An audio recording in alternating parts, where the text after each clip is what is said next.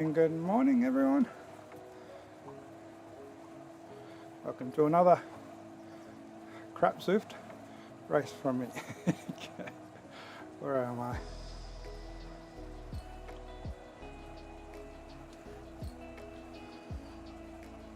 Oh, 22 seconds, Jesus Christ. Alright, tighten up the boots. Oh, I got to get some resistance on my trainer. Come on, Zert. Where's the app? Oh shit, I'm not going to have any resistance, am I? Zert, where are you? There we are. Oh shit. Here we go. 3,000 RPM, mate. Should be right now. Zert's loading up. Let's change the race thing.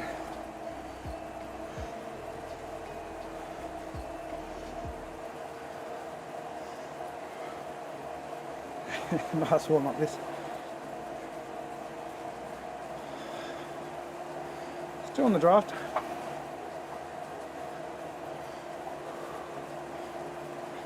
Come on, Zet. There we go. Okay. Because I've got no gears.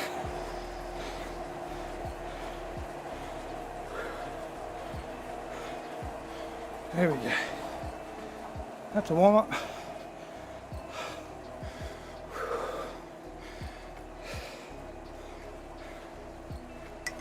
So how's everyone today? Tonight, this morning? How's my sound? 1, 2, 1, 2. Oh, that's alright. I missed the first race. I just got back home from the hospital.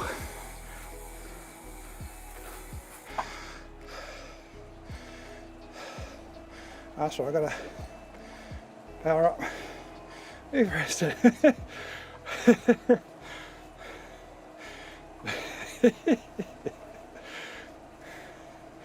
Who the hell pressed it?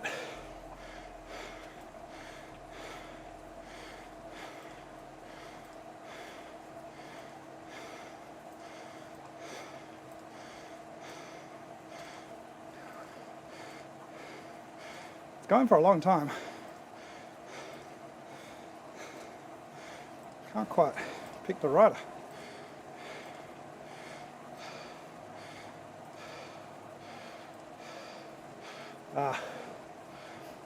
Alright, where am I? Okay, dropped. Alright, take the headphones out.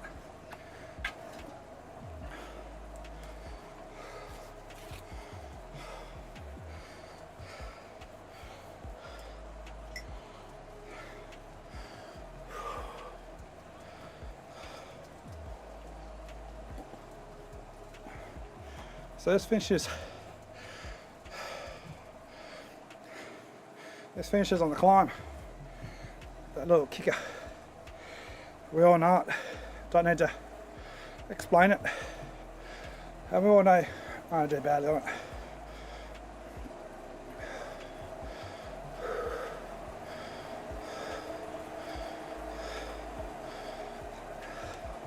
So this is racing score up to 550.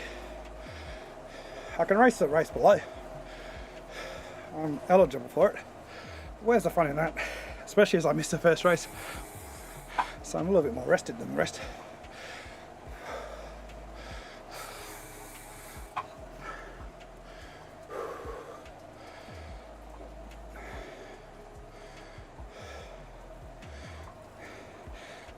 I keep watching people talking about the Zwift HUD, the new one on streams and races. Ain't any friggin' difference. It makes no difference whatsoever. Really. Maybe you got the climb, graph, but who doesn't know the climbs? Literally, if you have to look at that climb gradient in a race, you're definitely, well, you have to train a lot. So unless you're right outdoors the whole time and then you jump on Zwift for the first time ever, I've got no idea about the climbs. It's not useful. I never look at the information anyway. So that's my rant for this morning. I'm sure I'll rant about it again. It was a bit hard. absolutely does nothing for me. Absolutely nothing. Give us the draft. That's all we need.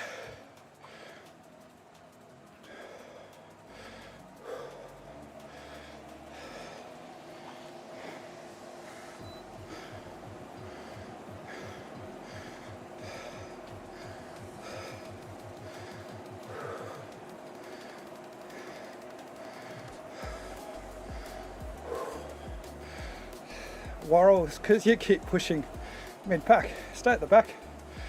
Stick to dead centre. See? T. Clark's pushing me to the side, so I'll just ease up a bit. Fall behind his wheel. There we go.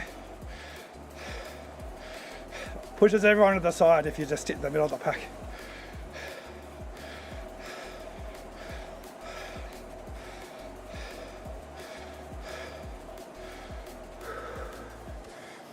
Okay, make sure I've got Zwift selected so my power up works.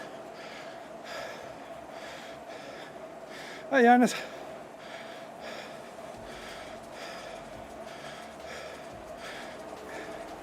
Yeah, but which ones are those, Jonas? Which ones? All of the climbs are burning on my memory because all of them hurt. Don't forget them. But spreading out, there's 2 attacks. I feel like because I missed the first race, I don't really have the right to push it. Can't get dropped though.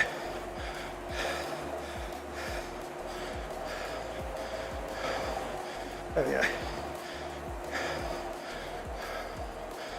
A little bit of split.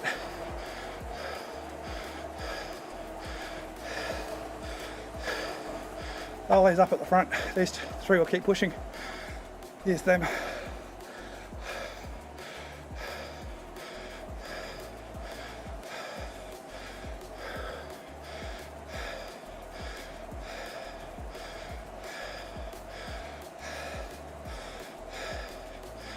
There's a bit of a gap though.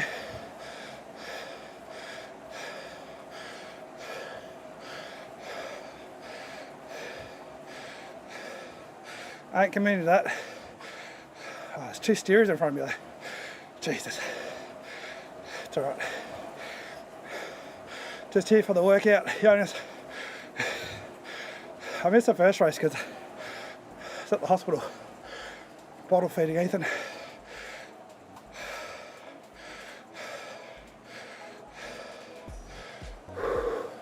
What I really want to do is do sprint. Get my sprint fitness right up.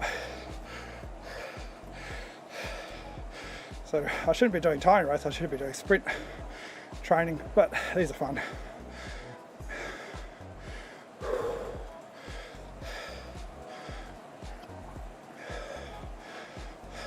Just a break. I got dropped. Mercury, I suppose we do race. Feels like we race less than Mercury. It's just that I race less now. Yeah, I just said on the leg stuff, exactly. It's just the effort. I just want to bury myself. It's not an FTP effort, this is a max 3-hour effort on this climb. Okay, here we go. What the hell, someone disappeared. They're back again, must be internet drop.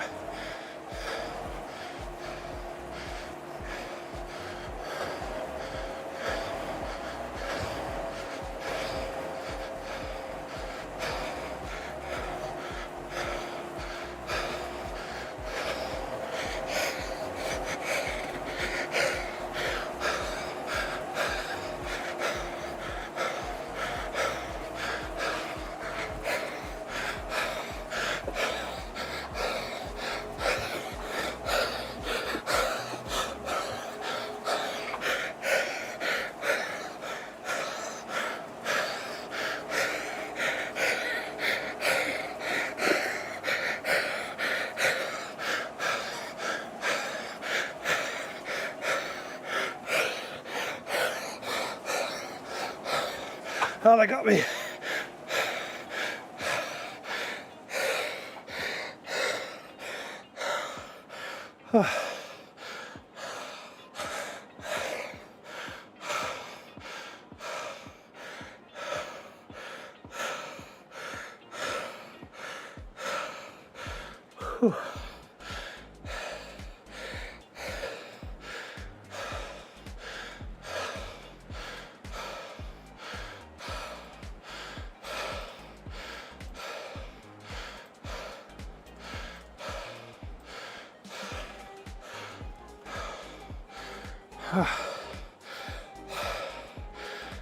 I sent it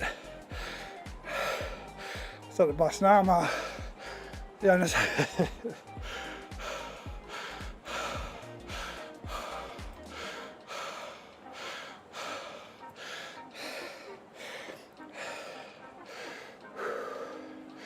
I got the arrow. Perfect.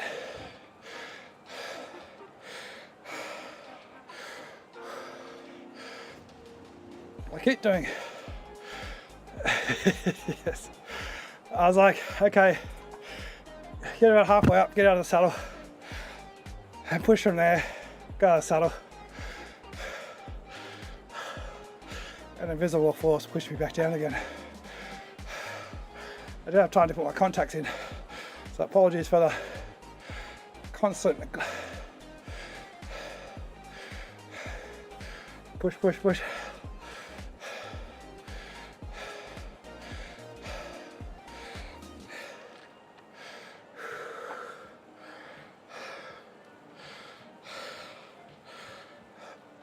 Alright, so the next one is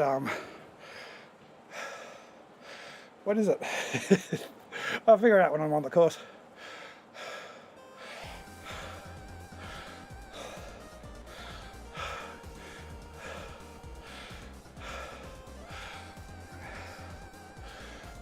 I've been meaning to do some sort of video or something just talking about what it's like to lose fitness, because there's thousands of videos on people gaining fitness, but then I think, well, what's the point? Why bother? But this is the first time I've really lost fitness. What I've done before is had a break. I've still been bloody fit, and the recovery's been good for things like hormones and stuff, but this break's definitely been a complete reset. Obviously I'm not as unfit as people who only just started riding, but Queen's like, oh God, I hate that little kicker. I don't need no graph either to tell me that's there.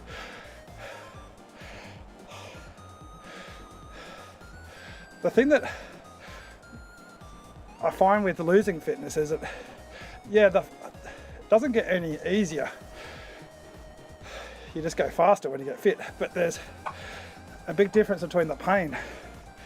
When you get fitter, there is pain, but I think there's possibly a couple of different things going on. A, you're producing painkillers to deal with the training load, so there is that. But B, the system you're working harder is different. Like at the moment, it's not my legs' strength that's the issue. It's the ability for my lungs to produce the required oxygen in my blood. And that just creates a massive, well, I get a massive deficit, but then it takes a long time for me to regain some recovery. Whereas if you're fit, you can dig a big hole, probably a bigger hole, but then you start recovering. You might not recover straight away, but you can go again and again. Capped. That's freshness. Well, I've got a minute to go. Better stop talking. I've done that. Bugger off. Don't need to see my crap result. Get some sugar into me.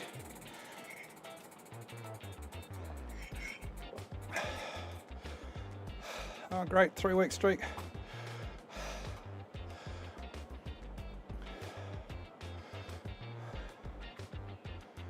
36 seconds. So I'm in 4:30 to 5:50, but I can ride the 300 to 4:30. But why? That was my camera. Oh, I've got plenty of room.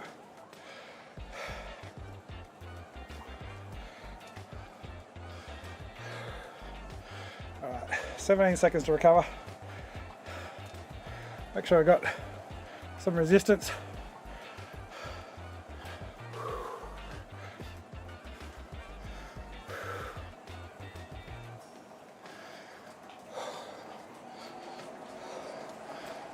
I'm going to start pedaling too early then. But my box of matches already.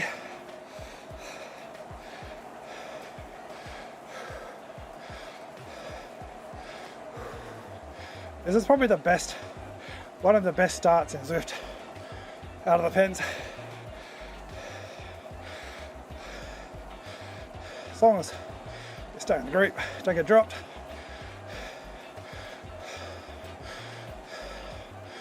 Enjoy that 200 watts draft.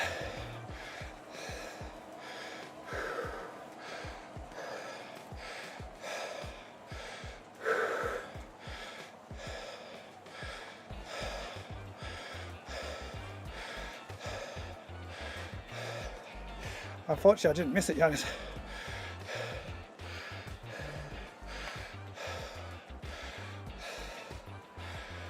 Now we go up that little kicker first, don't we? Get a power up, come back around and do a lap. Who's Grant telling go, go, go? His teammate or our team? Or our team? His teammate up the road, or is it he's trying to get our group to go? Who's up the road?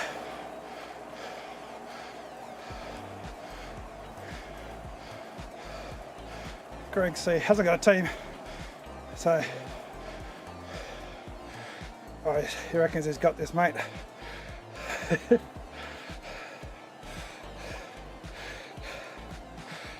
There's knobheads in every cat, isn't there?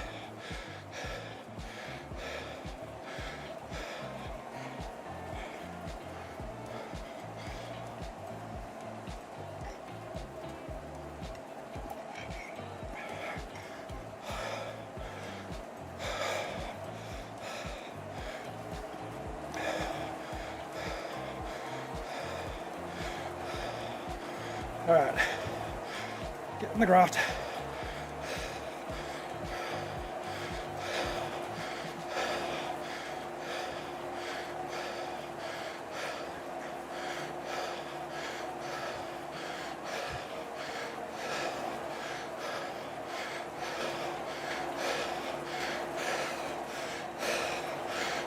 Lost it here.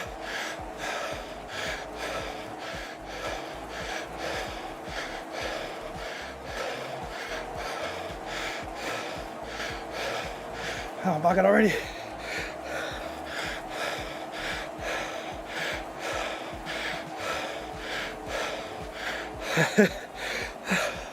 That destroyed me. Let it go.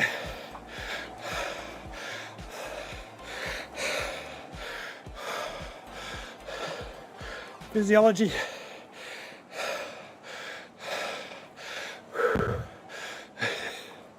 This is weight tuning, guys, isn't it? Tactics. I think I'm going to finish by a certain time. Not that it matters.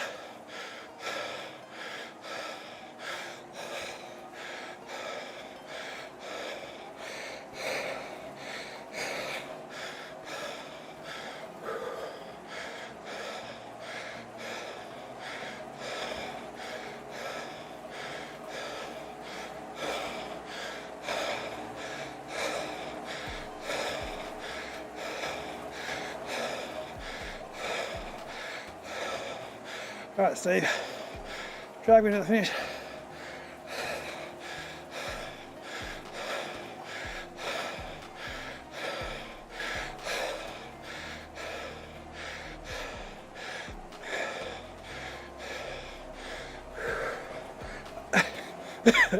Don't make me laugh. Like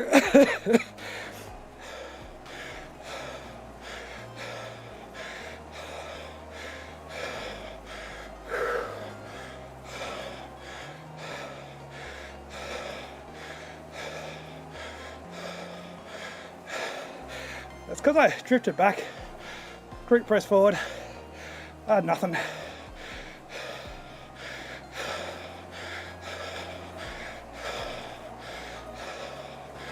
I think a lot of these are B rides without sprints, so they got good constant power, just suck at sprinting, less so than either.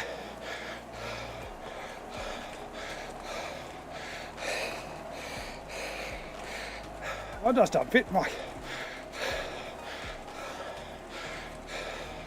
Look at my heart rate.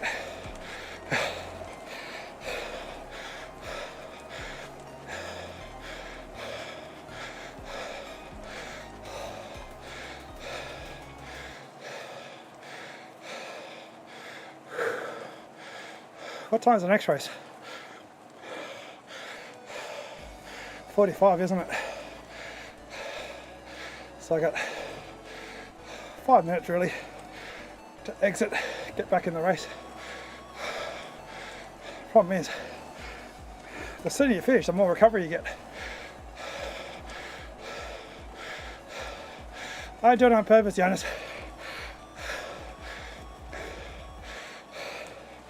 I don't have the fitness. I'm racing up a cat to get give me some motivation.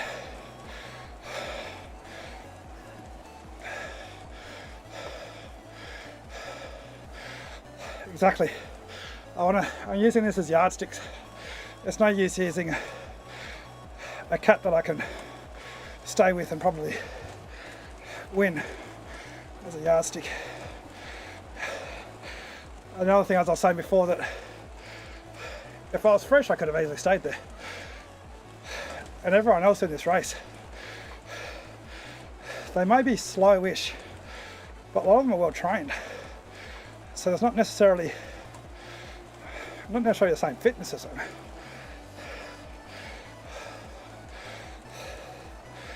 A lot of them have probably a lot better recovery simply because they do this regular riding. And of course, Zwift rewards not pushing your hardest during a race. So you don't really necessarily show Zwift your true potential if you stay in a cut. But you can sit in and cruise to the finish.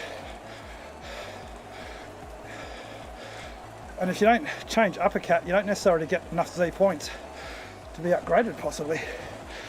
Could be complete bullshit from my part, but if you always race people below a racing score of 550,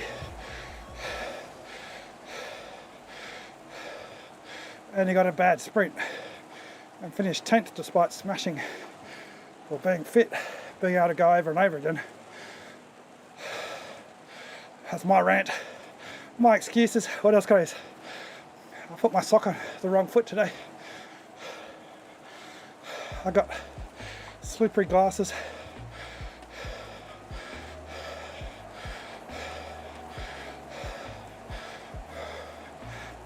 I was reading something about you can't just ride, like I'm riding up a category, but I think, not sure if it's this version of the points or the next version, but I think they made it so that it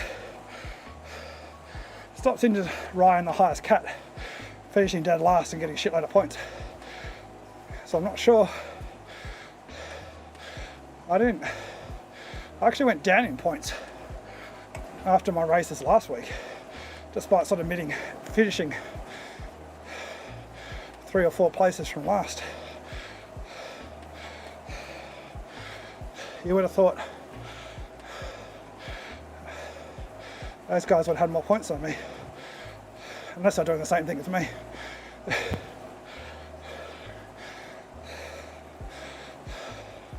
Anyway, what have we got? 3 minutes.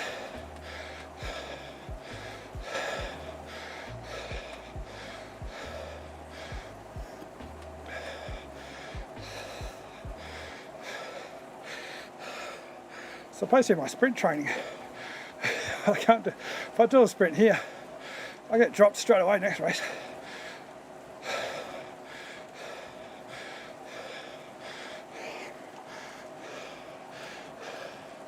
Thanks for dragging me along, Steve.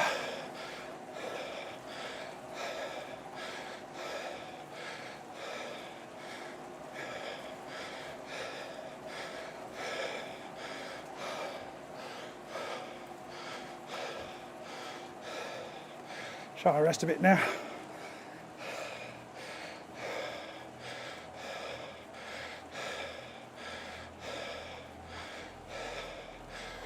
What I really miss, Jonas, is the big events I used to have. At the beginning of COVID, 10,000 people in a race, everyone visible.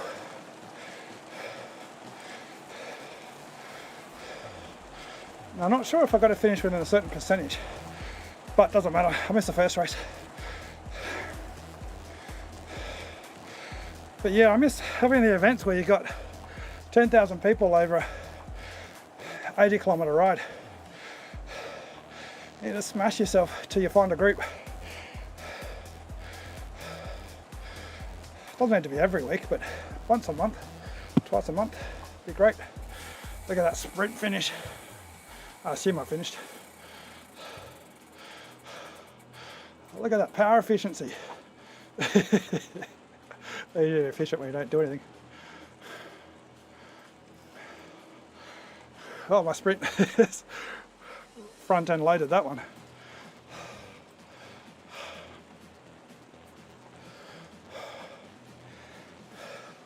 Remember the Pritchard streams where he'd start as far back as possible and so many places he banks up? I used to love doing that too. Wish I was streaming them now. Alright, see, could go on the 4:30. What is my score anyway? Profile, what's that much? This does it. Oh, there we go, 335.98.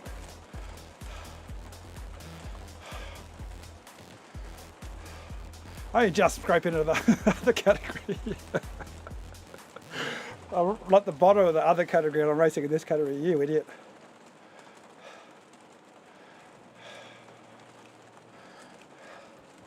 Yeah, Ethan comes home in possibly, what's today, Sunday. So today's his predicted date of birth, or birth, whatever you call the expected birth date.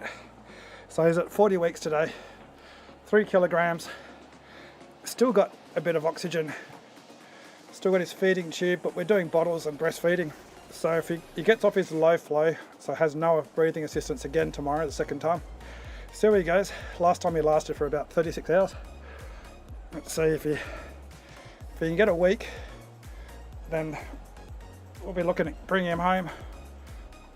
I can't wait to get him home, but at the same time, I want him to come home when he's ready. There's no point bringing him home and then stressing and taking him back to hospital. See that too many times in NICU as it is.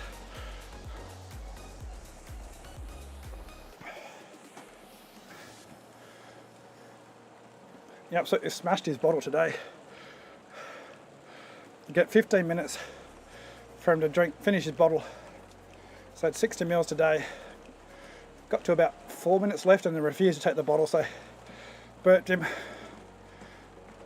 Let him have a little rest. I gave him an extra minute and smashed the rest of it. There's only about 8 mils left. But it's the great thing about having a baby in hospital in that regard is that you have professionals there the whole time. We have the lactation specialist, the speech pathologist, obviously the nurses. In the room he's in now because he's in special cares, because he's in intensive care unit, then he was in the high dependency unit, now he's in the special cares. So the nurses are also midwives, some of them.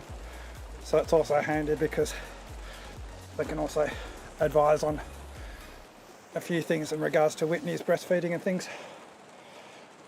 Whereas the nurses in high dependency unit, not necessarily trained so much in that.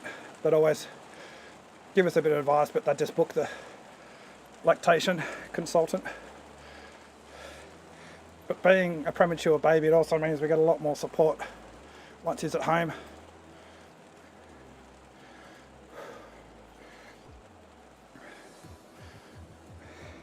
But despite him being our first baby, We're all trained up now. Can't put a feeding tube in his mouth, but I watched it a few times. Wouldn't take that long to get trained up, but we'll bring him home without a feeding tube. Here we go. 2, 1, go. I was laughing. I was like, we're trying to get as hard as we can to get him off this feeding tube, but actually a feeding tube is so easy. Apart from the, obviously, annoyance, it's great just to hook up his feeding tube, fill up his little bottle, and just let him rest and relax. He actually looks up at his feeding tube when he's getting fed through it now, because he knows what it is. I try to trick him a few times when he's doing breastfeeding, because sometimes he's like, nah, just give me the tube. I don't want to work for it. So I tried to trick him a couple of times. He doesn't fall for it for very long.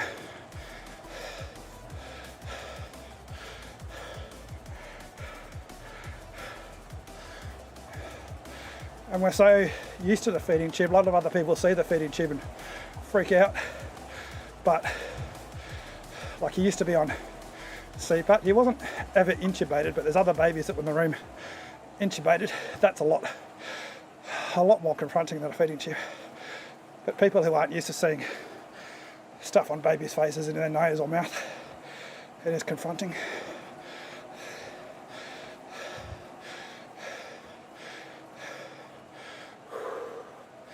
Whitney's dad doesn't want to post pictures on his family chat until he has no more tubes on his face, because he doesn't want his family seeing it. Although most of them pretty much have, because they also follow Whitney's WeChat. I think it's a generation thing too.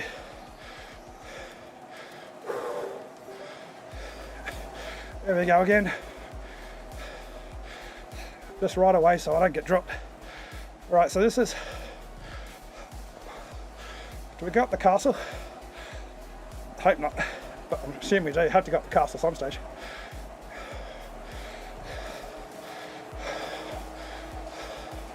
Alright, feather here. No use having a feather and getting dropped.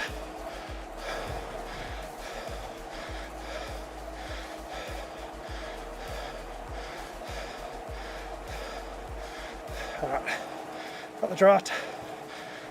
Get the power on.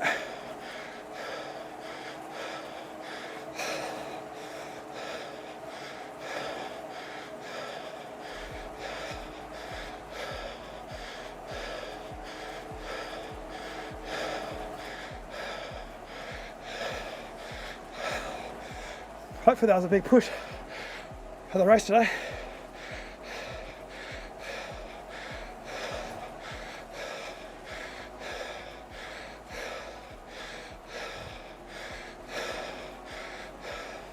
So the guy on the front, I can't do that.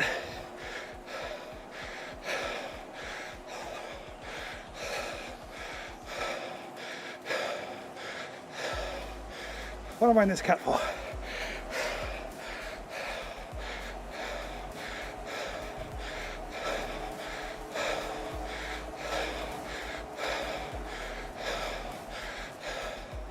Should have been the lower cap for my sprinting.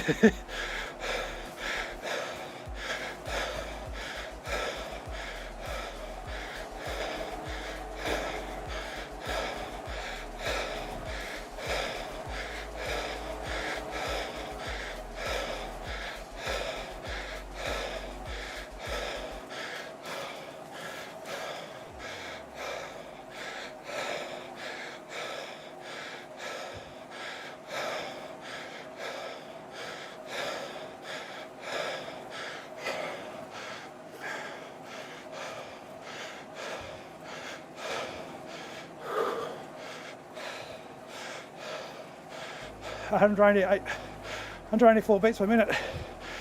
It's going some.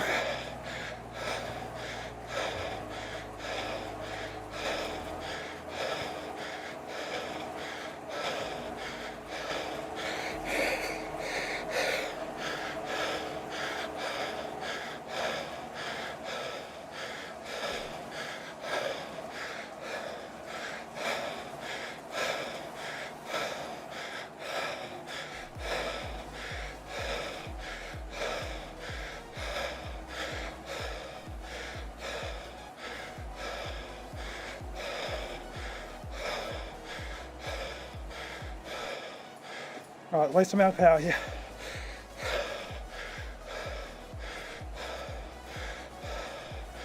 Nobody gets dropped between here and the castle. Famous last words.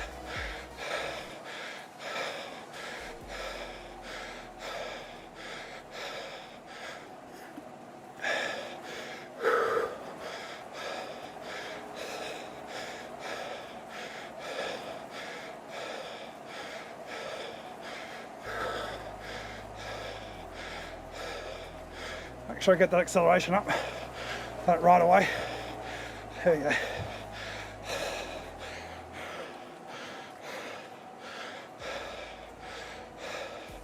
Yeah, it was my mum's birthday yesterday, so Ethan was supposed to be born, in theory, the day after her.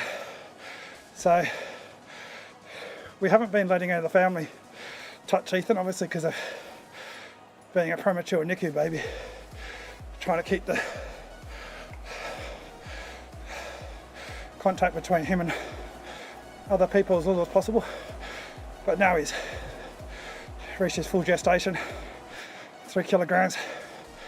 My mum got to hold him for the first time last night, and Whitney's mum, and also my housemate as well, just because I've been trying to make sure, because my mum goes back to Canberra today, so she won't be here for a few weeks. So whilst my mum won't probably care that much, it's nice to have the grandparents or the grandmothers holding the baby at the same time. Prevents any friction. Whitney's mum's very competitive.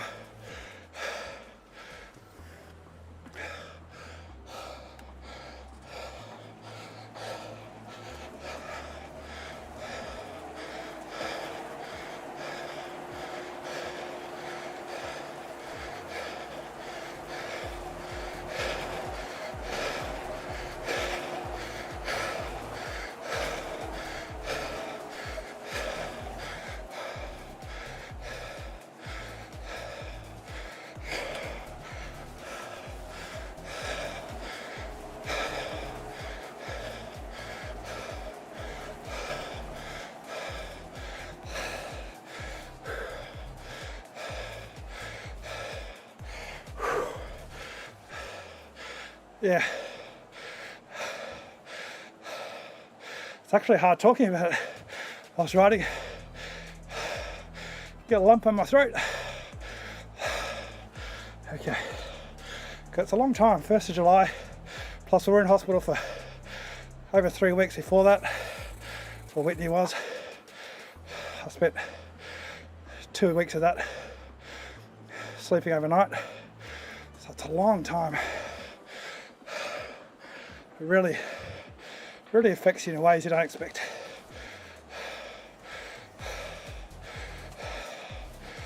All right, what do we got? 500 meters.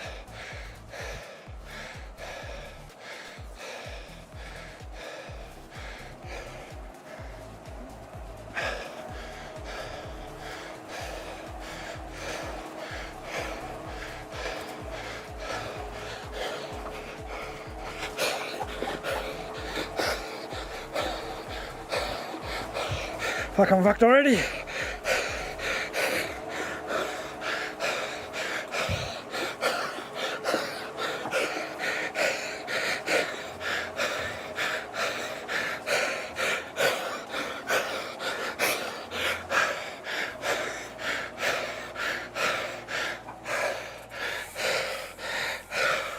She used my feather earlier.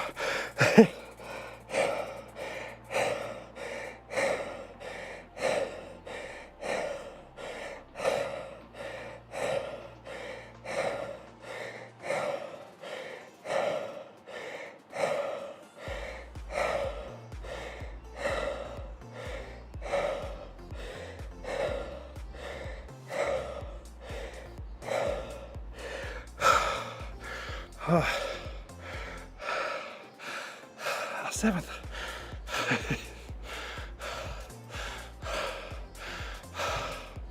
$4.9.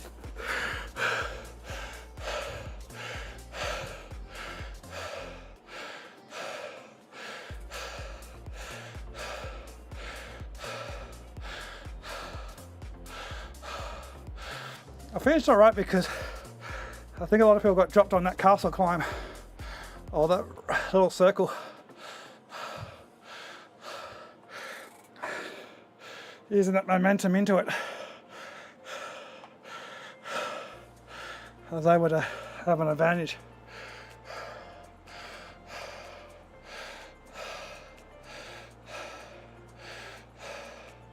There's Thomas, must be in the ACAT.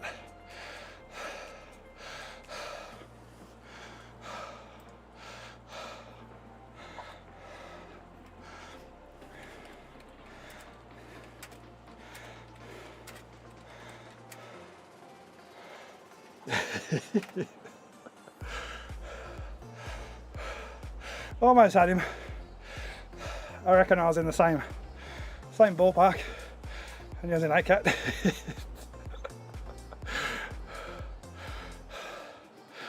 Yeah. But it'd be interesting to see what his 4.9 and what's his sprint?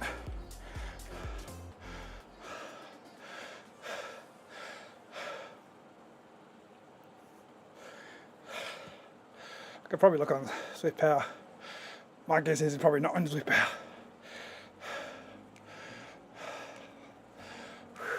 Alright, I'm doing 25 watts, which is better than last week. Mind you, last week I did 4 races. It's amazing how much you improve when you do less. It's a secret, isn't it? In a few weeks' time, I'll just do the 4th race and then compare that 4th race to the first time I did these tiny races last week. All that training would have paid off, demonstrated the correlation.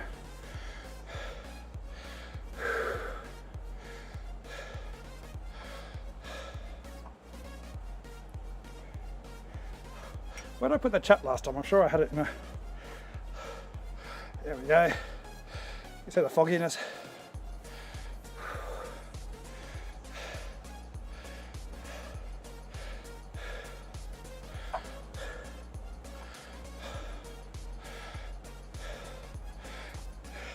So Boxy, you're doing ZRL this Tuesday?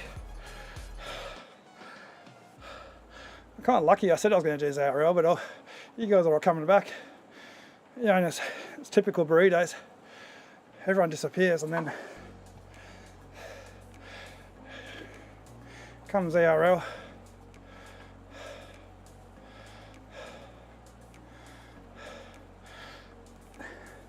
Great thing about the tiny races is that one of the most annoying things when you get in, you commit to a race on Zwift. It can be like an hour race. The worst is like an hour and a half. And then you just roll around. If you're fit enough, you just roll around, you do a few attacks, but you're just waiting for that last 3 or 4 kilometers. And then something happens. You miss the break, or get a dropout, or something. You got a bit of training effort, but you're like, oh, I'm so dissatisfied. Whereas the tiny races, you do 4 races. There's always one race you do think you did better at. Come away satisfied.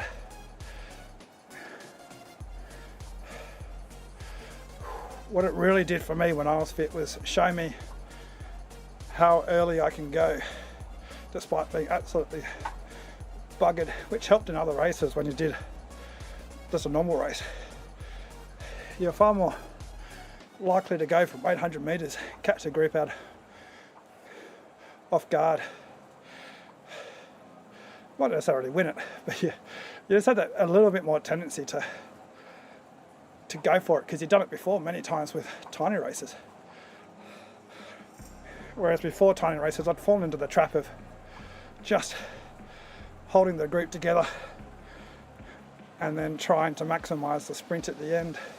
But then sometimes you mistime the sprint by a second, ruin your result, and you're not even stuffed at the end of the sprint. You feel like you can go again. Those were the most frustrating races for me. It was when I felt like I had another 200 or 300 meters effort.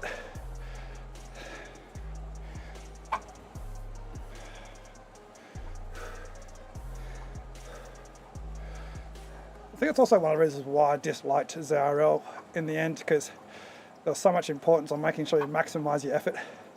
Whereas if you just do what we call shit kicker races, doesn't really matter, you just try things, have a chat with your mates. If you get a bad result, it doesn't matter, as long as you try something. What I want to do, Mike, which I'd never do because I talk about a lot of stuff, is actually forget about trying to get back into ACAT. Just get a little bit of fitness and then start training the sprint up. It's more fun for everyone, isn't it? That's why Pritchard's streams are so popular. Watching him busting his gut just to get to the sprint and then unleash his 1500 watts and just motorcycle past everyone.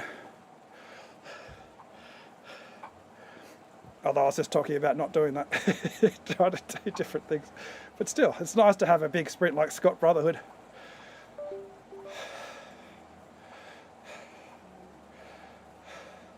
So what a lot of people do, they struggle in BCAT because BCAT's got a lot of big sprinters. Then they get into ACAT and suddenly their sprint's competitive. Because a lot of ACAT riders, obviously you've got the sprinters, but I think if you look at the general population of ACAT versus BCAT, ACAT doesn't have quite a strong 15-second power, which is expected. It's the same thing with the Tour de France and the classics, isn't it?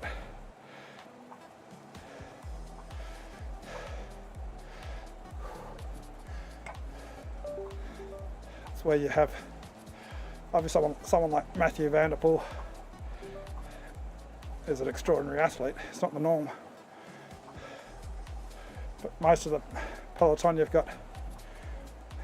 don't have sprinters sitting at the front in breakaways.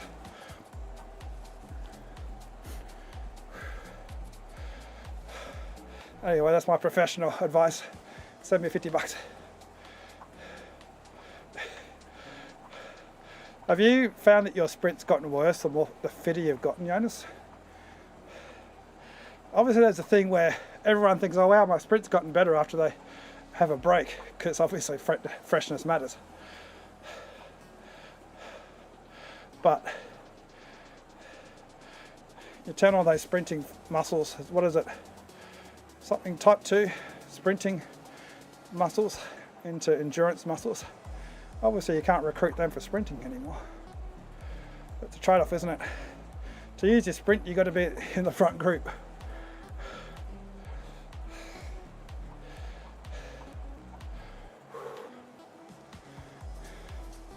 Cheers, Boxy. I'll go and buy myself a coffee.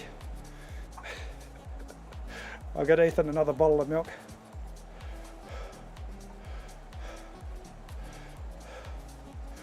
It's funny, I've been chatting about all the dramas with Ethan, and then we got one of our burritos as an expectant father. He's like, oh holy shit.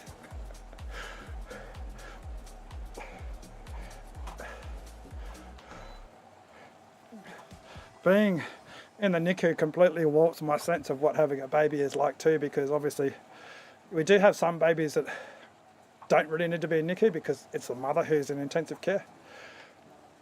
Like the baby we had in Ethan's previous room was like 6 kilograms. It was very funny when the senior nurses come in and ask, oh, anyone need a hand? And they see the 6 kilogram the baby, they're like, holy crap, what's the adult doing in here?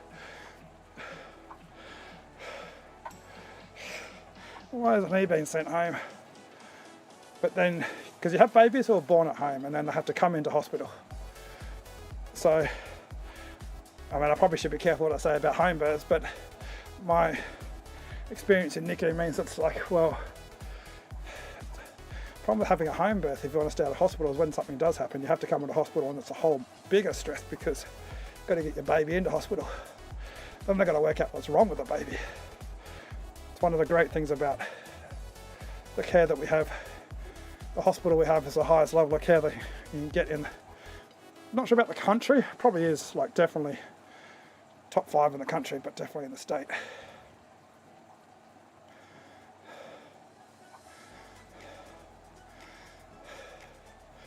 That's good, yeah, just not like me then. I went from like 1200 watts to struggling to bust out 1000. And then the other thing about talking to the parents is obviously all the parents are in there. They've spoken to the doctor so many times about their issue, and they're maybe not experts, but they're well versed in their issue. But all the parents are in there for slightly different issues or completely different issues. So I talked to a parent. Oh, hi, how are you? Oh, they're good. Oh, how's your baby going? Oh, yeah, good. But the thing is, most people, if your baby's not going very good, what are you going to say? Oh, no, this and that, because it's pretty tough talking about it if your baby is going bad.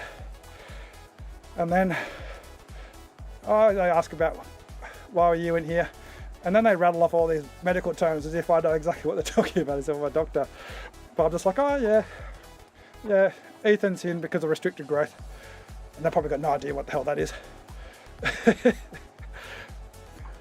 But it's good to talk to the parents because we've got another baby. We've met the mum, and their baby was born the same day, 29 weeks, one day. Similar things to Ethan. There's different reason why he was born early, but he was 1.2 kilograms, obviously being a 29-week baby. So it's now in Ethan's old room section. So following Ethan's sort of path, talking to them. That baby had CPAP, which is the oxygen mask, which is forcing pressure into the mouth, but it's not a tube down the throat into the lung. But then after a couple of days, had to get intubated, which is a pretty stressful thing because, as the parents know, if your baby gets intubated, that's pretty much the last resort. If that doesn't help, then that's when you have pretty terrible outcomes. So then they got it off intubated. Now the baby's on. So you go CPAP, which is a mask, or prongs. They swap over every 6 hours because the baby can't deal with all that, the pressure. Plus also the straps around the head can deform the head. So then go on to high flow, which is prongs into the nose, forcing air in, but not as much pressure as CPAP. And then you go to low flow, which is what, if you and I went into hospital, just for sort of most things, we wouldn't get high flow. We get the low flow, which is the prongs around the nose, but it's not putting pressure in. It's just providing a richer level of oxygen. And Ethan is still on that, whereas the other baby's on the high flow, but looking to get off. But what you do is you go through different phases. So Ethan had his first trial of no oxygen last week, but you just got to do it just to see how they react, because they'll never get off it unless you try. So they go from low flow 5 to 4, and then 4 is pretty much atmosphere. Actually, not low flow, high flow 4, and then you go to low flow. So Ethan was on high flow, then low flow, then high flow. Had his immunisations, which is good. Need a little bit of extra oxygen to dealing with the vaccinations, which is what you want, you anti-vax bastards. It shows the body's actually doing what it's supposed to do. After a day, he was fine, settled down, back to low flow. Had his RSV, I think. Anyway, had a vaccination again 3 days ago for respiratory, some sort of respiratory infections that a lot of babies do die of after they leave hospital for the first 6 months. So he had that. So the great thing is he's had all these vaccinations for the next 6 months whilst he's in hospital. So when we bring him home, it's not that stress about waiting until he's vaccinated before he's in the community.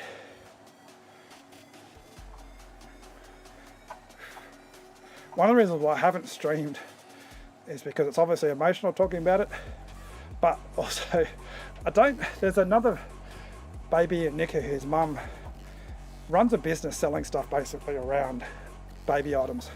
I feel really uncomfortable because she has social media and it feels like she's using her baby as advertisement. So there's that real tricky fine line between having a baby that's in NICU but then also using it in social media, because obviously I don't make any money in social media, but there's that element in the back of the mind is using your baby for entertainment, or even if it's difficult because I want to talk about it for other people who are in a similar situation, because we talk to the parents in NICU, and it's just, some parents just really love the fact that someone else who's in the same situation or similar situation, or like with the other baby I was speaking about who is following Ethan's path, just because you talk to the doctors, and doctors have got to tell you all the scenarios, and a lot of the time it's all the worst case scenarios are what stick with you, or they tell you so many things that you don't really know what to expect, because they've got to keep the expectations, but at the same time that can lead to a bit of depression, or a lot of depression. But when you speak to other parents, they've been through it or worse, it does help. Like before Whitney gave birth, she was, the first night she was in the hospital, she was in shared room with another woman who'd had 3 other kids. 2 of them were premature. One was premature at like 24 weeks. And they told Whitney that she'd potentially give birth to Ethan the next day or the day after. But this mum said, oh, you'll be fine, I've been in that situation. You'll be here for another month, I'm sure. And also she, just put Whitney's mind at ease a little bit, because of someone else who'd been through her situation. And she was right. Whitney was there for another month. Probably even longer, actually. I'm just trying to think of how many weeks. No, it was about a month. So when just before Ethan was born, I was like, well, she was right. And Whitney kept in touch with her on social media. So yeah, getting back to my point, I've got so much footage. I kind of started off making a documentary about our time in hospital, because I didn't know what the story was. At first it could have been a story about the fact that we went into hospital and 2 days later Ethan was born at 25 weeks or 26 weeks on one day or whatever it was, and I didn't know what the outcome was going to be. So what I did is I basically filmed at the end of the day, Whitney, documentary style, like, how's the day going, how do you feel? And I said to her at the time, I really hope I don't need to use this footage. Like, I don't want to be making a documentary every single day. What I want is this footage to be nice to have. Ethan can look back at it, maybe I can use it for something. But it ended up being a pretty, like, the best outcome story, rather than what I was thinking could be this could be a video for parents who lose babies in NICU, well, babies before they even get to NICU.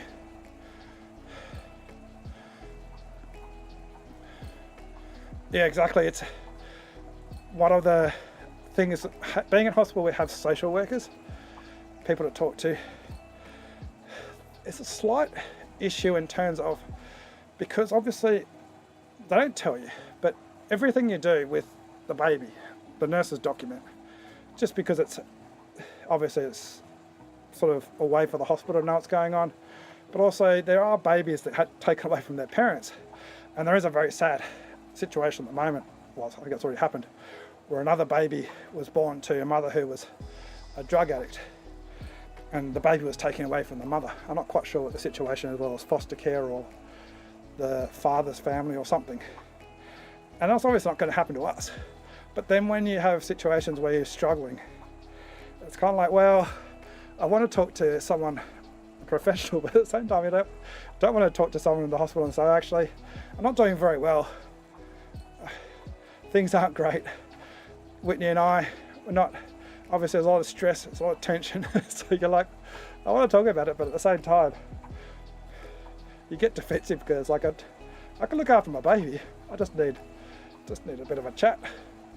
So that's when it's good to talk to people that aren't so much connected to the hospital. I'm not having a go at the hospital, it's just that whole thing in the back of your mind of like, well, like say if you get more and more stressed. It's going to add to the stress too of, do they think that I'm capable of looking after the baby? So yeah, it's a good thing about talking to other parents.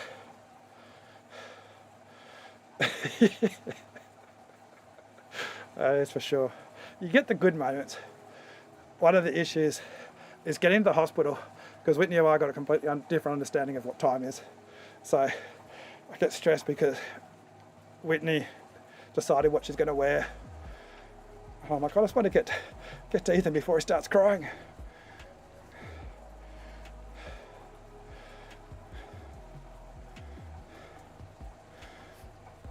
And then we've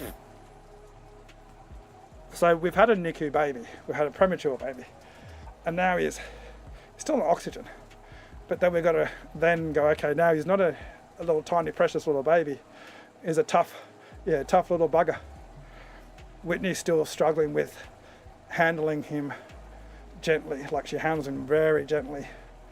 And so the nurses are like, he can be a bit rougher, because when she's wiping his nose, his little folds and things, she's real sort of gentle. The nurses get a bit frustrated, like, you just give it a good rub.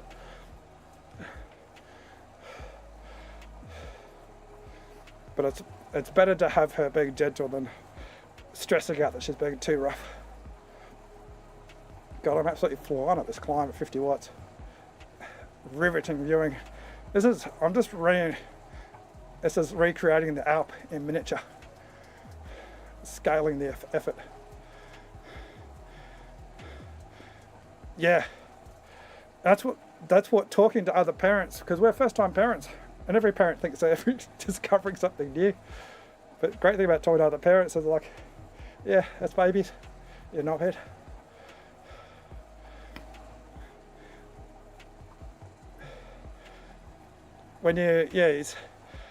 He's so chubby now, but Whitney's been holding every single day.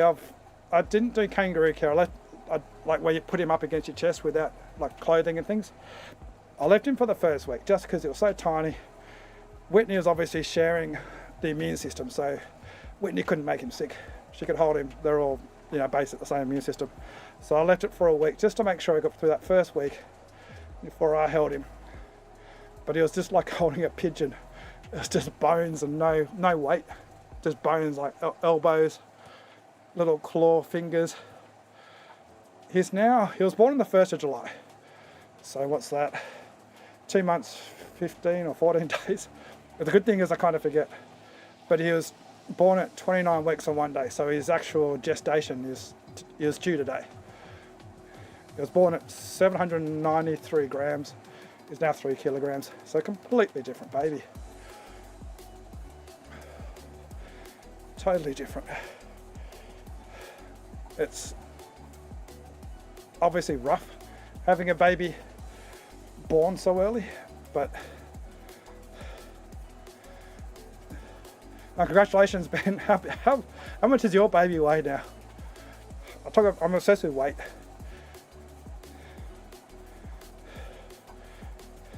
What's this, 5 kilos? I don't know, I've got no idea. He would have been born at, if he was full gestation, I'm assuming around 3 kilos, 4 kilograms. Our baby he was wearing 5 zeros a couple of days ago, then tried to put 5 zeros on. So beyond 2 zeros now. So now that's the new thing too, baby clothes. There's so many clothes he's never worn because he just busted through them. 3.2. It's a good weight. I think I was 3 kilograms. Ethan is 3 kilograms. So he's following on, but I think he's going to be like my brother. He's got a big head. He's the 80th percentile in head, 10% in weight, and 1% in length. He's got such short arms and legs. I'm not sure if it's because he was restricted growth, so his body just put effort into growing his brain and his vital organs, or whether he's just going to take after Whitney's uncle, who's got long torso and short legs and arms. But if all that happens is he's got short arms and legs relative to his body and looks like his uncle, that's a good outcome.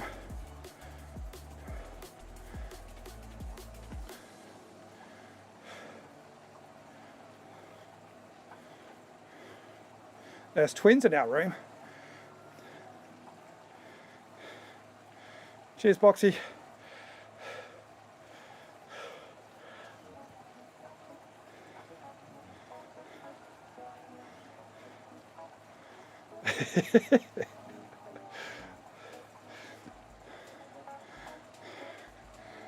They'll be rivals on Zwift, Ben.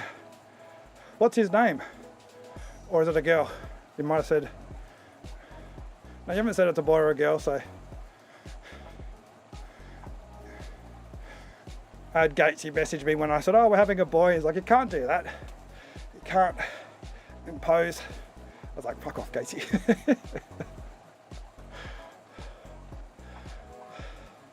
That's nice. Hopefully she stays asleep for a while. Lola's a nice name.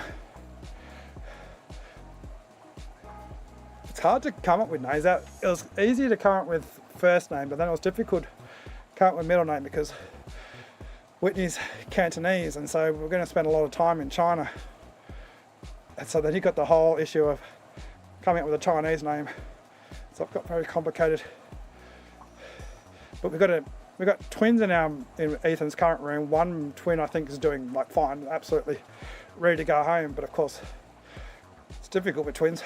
A lot of times they do have completely different stages. So the other twin's still in a closed cot. So the mum comes in 7 hours. That's one of the things we missed out on, which is good and bad, is that we get to come home and have a sleep. Whitney's struggling with espressing milk because obviously I've got a screaming baby telling you to do it. Yeah, so we had feeding every 2 hours. So Whitney had to express milk every 3 hours, though, which is at least a bit better than every 2 hours.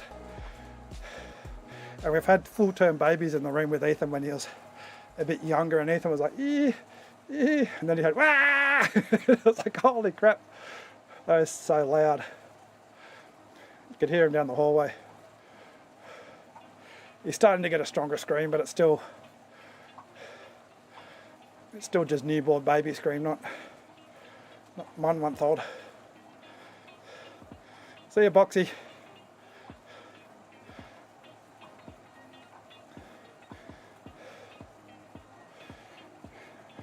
Was it a natural birth, Ben, or cesarean?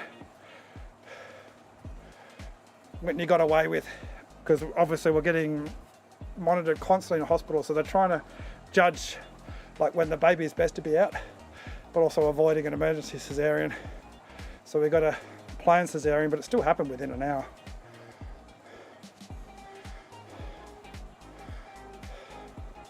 Oh yeah, see, that was what I was worried about.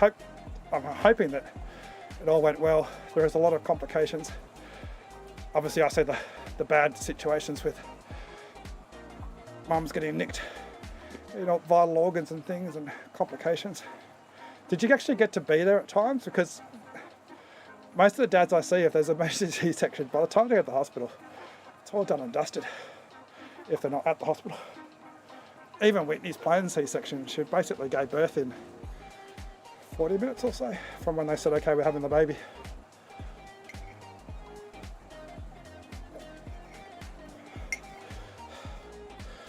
Ethan was also born in the sack, which I never even knew was a thing. So that's good. I didn't dare look. I had the sheet up, a bit of blood splattered over the top. They weren't allowed to film it, but I could take photos. But I was like, who wants to see the photos anyway? Only person that's interested is doctors. You can see that shit online. Ethan's not going to watch it. I don't want to see it. Whitney's not going to watch it. But she's pissed off because Ethan was born in the sack, which means they took everything out and then put him on the other room and then open up the sack. So they're a very gentle birth. But I was like, because they're like, oh, congratulations, your baby's doing well. Took him away, but there was no noise. But I've been in hospital long enough to know that when things are going bad, it's like everyone's relaxed, they're all happy. There's no noise. They're not like, oh crap, code blue. And then I went into the room afterwards and he was in the chicken oven bag, all blood all through him, but tiniest little thing. But he made a little murmur when I said hello to him. Could have been coincidence. It was like a little tiny noise. So I was like, oh, that's good. But then afterwards we got told he was born in the sack, and Whitney's like, did you take a picture of the sack? I was like, what are you talking about? I didn't see anything. I saw the chicken bag.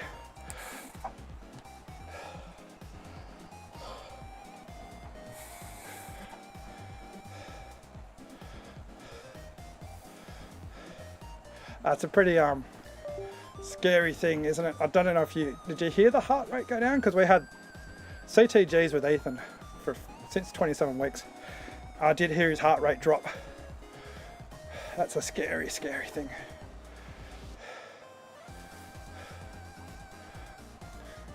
So she didn't get under general. Would have got her out so down quick. I think they've got, from what I remember, if the baby's heart rate drops, pretty much want to get the baby out in 2 minutes.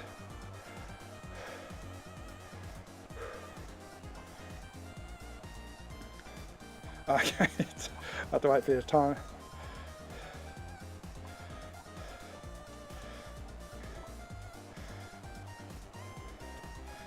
Yeah, Ethan had 2 times, well, 1 time we went down to the birth center, but it was the first heart rate drop, so they sent him down to ultrasound because we're getting an ultrasound anyway. So did the ultrasound, he was moving around, it was fine. Went to the birth center, and I said, no, not today. Sent him back up to the room, and then the next time his heart rate dropped, but it was really obvious. It was like ba-bum, ba-bum, ba-bum. Well, it's actually a bit lower, like 180 beats per minute. Ba-bum, ba-bum, ba-bum, ba-bum, ba-bum, ba-bum, ba-bum. And then you don't know if it's a mum's heart rate, but his heart rate definitely dropped. And you're trying to act calm because Whitney's there. You're like, holy crap, don't panic, don't panic. But then the nurse presses the button. You're the most popular person in the hospital. Everyone's running around. I'm trying to get everything out of, because they've got everything around the bed, so I'm trying to get everything out away from the bed. They wheel the ultrasound machine in. You have then the doctor who's actually going to operate come in, send him down to the birth center. Okay, he's fine. Back up to the room again. They're like, we're back. Giving the nurses high fives. They're not coming today. Because we just wanted every single day. When you get given the card saying 2 out of 10 babies die at this date, and your baby's smaller than the average baby, you're like, no, not today. Stay there, you little brat. And then we got to the 29th. We celebrated the 28th week as a non-birthday, and the 29th week, and then I was happy. I was like, okay, if he's born now, there's things that he could have issues with, like learning difficulties and stuff, but everything's in the hundreds, like 2 in 100, 4 in 100. Not 6 in 10 babies are going to suffer long-term disabilities.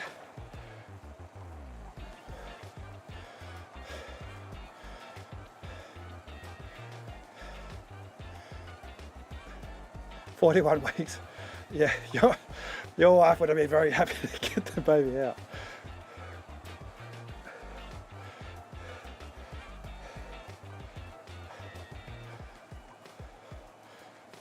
I remember my sister had the first baby in the family as such, and we went up to visit her at I think she was 39 weeks. Sat there for 2 weeks and she didn't give birth, but just gave up and went home, and then she gave birth, I think at 41 weeks and a few days, and they were inducing her. She did not want to come out. A big, hairy, 4-kilogram little girl, or big girl.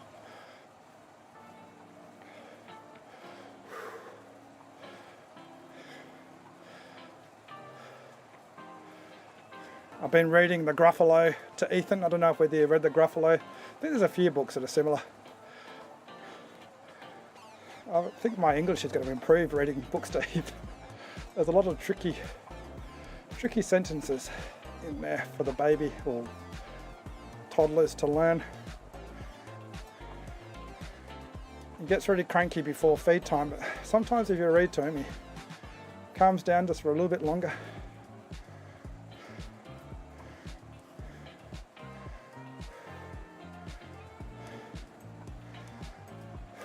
I'm really blasé that his saturation drops down to below, I think it's 92%, starts beeping, and below 87%.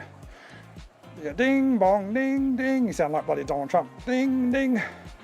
I'm like, oh, it's okay. He comes back every time. The nurses just sort of wander over, and as soon as I come over and have a look, he goes back up to his 96%, 99%. It's just all these things that you and I do. Our saturations drop all the time. We just don't monitor it. But what they're really checking to make sure his heartbeat hasn't really had that issue since he was born. He had it once when he was off his caffeine. So that's the other thing too. They give babies, young babies, caffeine to keep their breathing because they don't know to breathe yet. So he was on his caffeine for about 5 weeks. I took him off it, and after about 4 days, he started to get to breathe. So his heart rate would also drop. So he's back on the coffee with his milk. All right, see ya. Good luck. Yeah, pick up the Gruffalo. Just go to the library because I get sick of it after a while.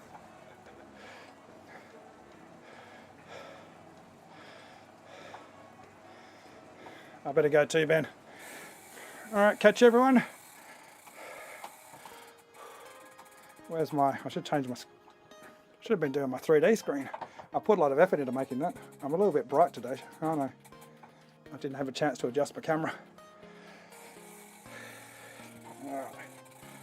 Catch you all later, everyone. I'll see you next time.